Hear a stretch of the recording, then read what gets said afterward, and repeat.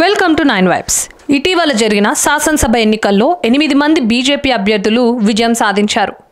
ఈ నెల 9న అసెంబ్లీ సమావేశాలు ప్రారంభం కాగా కాషాయ నేతలు ప్రమాణ స్వీకారం చేయలేదు. ప్రోటెం స్పీకర్గా మజ్లీస్ ఎమ్మెల్యే అక్బరుద్దీన్ ఓవైసీ సమక్షంలో ప్రమాణం చేయబోమని ప్రకటించి గైహాజరయ్యారు. సీనియర్ ఎమ్మెల్యేలను కాదని అక్బరుద్దీన్ ఓవైసీని ప్రోటెం స్పీకర్ చేయడంపై గవర్నర్ తమిళసై సౌందరరాజన్కు సైతం ఫిర్యాదు చేశారు. ఈసారి శాసనసభ పక్ష నేత లేకుండానే సమావేశాల్లో పాల్గొంటున్నట్లు తెలిసింది.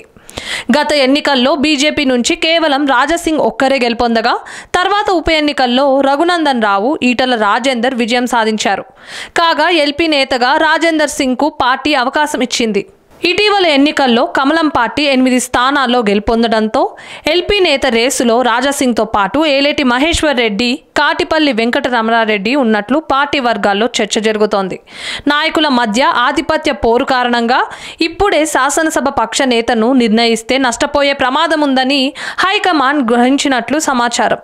శాసనసభ పక్ష నేత నియామకంపై జాతీయ నాయకత్వం తాత్సారం చేయటంపై పలు అనుమానాలు వ్యక్తమవుతున్నాయి. రాజస్థాన్లో మొదటిసారి ఎమ్మెల్యే అయిన నేతకు బీజేపీ ముఖ్యమంత్రి పీఠం కట్టబెట్టింది.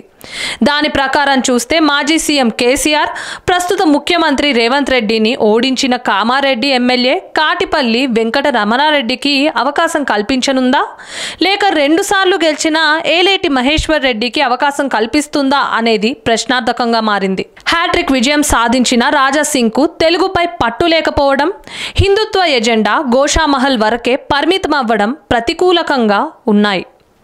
గతంలో వేరే అవకాశం లేకే రాజాసింగ్కు ఇచ్చారని రాజకీయ వర్గాల్లో చర్చ జరుగుతోంది. శాసనసభ పక్ష నేతగా ఎమ్మెల్యేల అందరికీ అభిప్రాయం తీసుకున్నాకే పార్టీ తుది నిర్ణయం వెలువరించే అవకాశం ఉన్నట్లు సమాచారం. అందరితో కలుపుకుని వెళ్లే నేతకే అవకాశం ఇవ్వనున్నట్లు చర్చ జరుగుతుండగా పార్టీ ఎవరి వైపు మొగ్గు చూపుతుందనేది ఉత్కంఠను కలిగిస్తోంది. ఇలాంటి మరిన్ని అప్డేట్స్ కోసం స్టే ట్యూన్ టు 9 వైబ్స్.